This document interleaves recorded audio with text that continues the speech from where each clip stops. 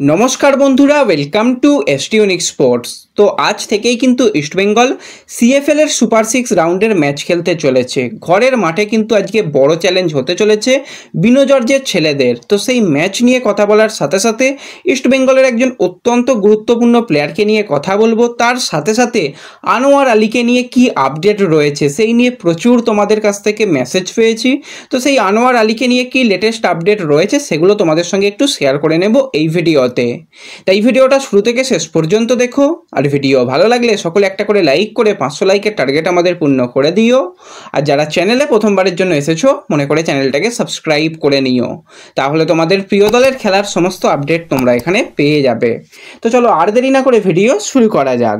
তো আজকে East Bengal super 6-এর match খেলতে চলেছে দুপুর 3টে থেকে। প্রথম মনে সকলের প্রশ্ন যে সুপার 6-এর ম্যাচ আমরা দেখব কিভাবে।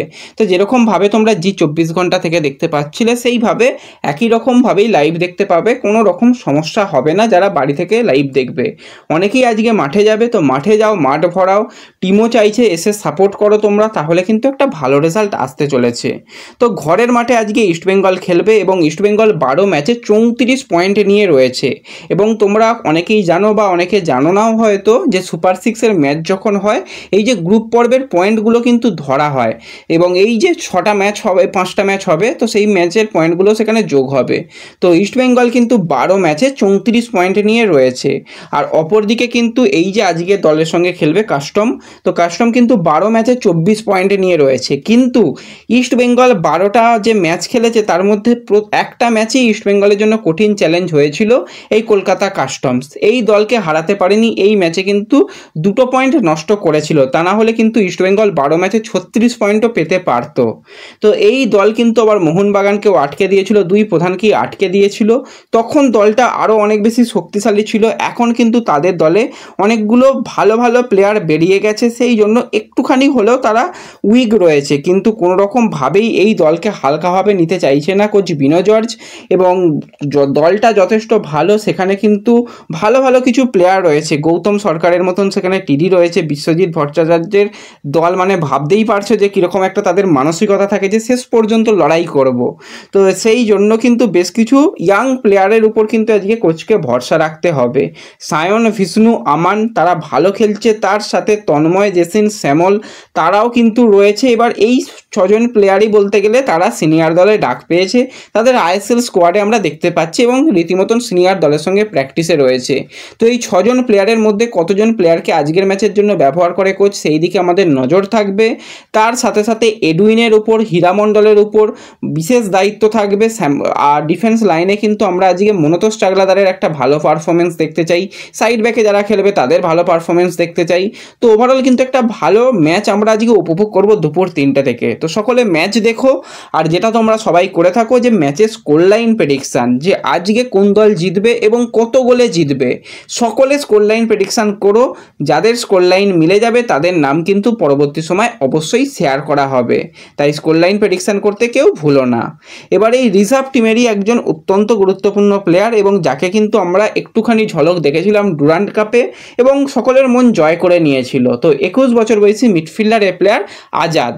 তো আজাদ কিন্তু দারুণ পারফরমেন্স করছিল ইস্টবেঙ্গলের রিজার্ভ টিমেও, কিন্তু তাকে নিয়ে একটু সমস্যা তৈরি হয়েছে, তার একটু মাসাল ইনজুরির কারণে সুপার 6-এর ম্যাচের প্রায় প্রতিটা ম্যাচই সে মিস করবে, তার একটুখানি ইনজুরির সমস্যার জন্য। আর যেরকম মাঠ ইস্টবেঙ্গল গ্রাউন্ড রয়েছে সেখানে অনেক প্লেয়ারই এবছর ইনজুরি পেল, তো মাঠটাকে আরেকটু ভালো করা যেতে পারে, তাহলে কিন্তু ইনজুরি থেকে অনেকটাই প্লেয়াররা রক্ষা পাবে। তো সেই জায়গাটাও কিন্তু একটু ভাবতে হবে। তো আজাদের ছিটকে যাওয়াটাও কিন্তু ইস্টবেঙ্গলের রিজার্ভ দলের জন্য একটুখানি ভোগান্তি হবে এবং আজাদকে কিন্তু বিষ্ণু 2.0 ধরা হচ্ছে যেরকম তার পারফরমেন্স রয়েছে। তো সেই আজাদের উপরও কিন্তু পরবর্তী সময় ইস্টবেঙ্গলের সিনিয়র দল নির্ভর করবে, এটুকু বলা যায়, তাকে সিনিয়র দলের পরিকল্পনাতেও রাখা হয়েছে। আর আজকে বিষ্ণুকে পাওয়া যাবে কিনা অনেকেই মনেই প্রশ্ন থাকতে পারে। তো দেখা যাক, আজকে তো ইস্টবেঙ্গল সন্ধ্যার দিকে রওনা দেবে বেঙ্গালুরুর উদ্দেশ্যে, তার আগে যদি বিষ্ণু ম্যাচ খেলে নেয় তো সেটা ভালো হবে। আর আজকে তো সাংবাদিকদের মুখোমুখি হয়ে প্রেস কনফারেন্স কোচ কলকাতাতেই করে যাবে, তো সেই দিকেও আমাদের পরবর্তী সময় নজর থাকবে। তো এরপরে যদি আমরা পরের টপিক নিয়ে চলে আসি, সেটা হচ্ছে আনোয়ার আলী। কালকে তোমাদের সন্ধ্যাবেলাতেই জানিয়ে দিয়েছিলাম যে ইস্টবেঙ্গলের সিনিয়র দলের প্রস্তুতিতে কিন্তু আনোয়ার আলীকে রীতিমতন দেখা গেছে। তো প্র্যাকটিসও করেছে এবং আনোয়ার আলীর উপর কিন্তু তোমরা সকলেই জানো যে 4 মাসের ব্যান লাগানো হয়েছে, সে ক্লাব ফুটবলে 4 মাস নামতে পারবে না। এবার তাও তাকে প্র্যাকটিসের মধ্যে দেখা যাচ্ছে। অনেকের মনে প্রশ্ন যে তাকে প্র্যাকটিসে কেন দেখা যাচ্ছে, তাকে তো প্র্যাকটিসেও বন্ধ করে দেওয়া দরকার। দেখো, প্র্যাকটিসে কোনো রকম তো নিষেধাজ্ঞা নেই, সেই কারণে প্র্যাকটিসে চালিয়ে যাবে। এবং কালকে প্র্যাকটিস করার পর কিন্তু আনোয়ার আলী বেশ হাসি খুশি মেজাজেই ছিল, কারণ এই সময়টা তার উপর দিয়ে কী যাচ্ছে সেটা যারা বোঝে ফুটবল তারাই জানে। তো সেই জন্য মোটামুটি কালকে আনোয়ার আলী ভালো অনুশীলন করেছে, হাসি খুশি ছিল এবং তারপরে কিন্তু অনুশীলনের শেষে জানিয়ে গেছে এই বিষয়টাকে নিয়ে আমি চাপ নিচ্ছি না, আমার কাজ অনুশীলন করে নিজেকে তৈরি রাখা, আমি সেটাই করছি, পরবর্তী সময় যা হবে দেখা যাবে, সেই নিয়ে আমি এখন ভাবছি না। তো প্লেয়ারটার মধ্যে যে কতটা মনোবল, কতটা ফাইটার সে প্লেয়ার, সেটা কিন্তু আমরা দেখতে পাচ্ছি। এর আগেও কিন্তু তার উপর এরকম ব্যান লেগেছিল তার শারীরিক অসুস্থতার জন্য, তখনও কিন্তু লড়াই করে ফিরে এসেছিল এবং মাঠে এসে সবার জবাব দিয়ে দিয়েছিল। তো আশা করি এই যে লড়াইটাও তার জন্য খুবই কঠিন লড়াই হবে।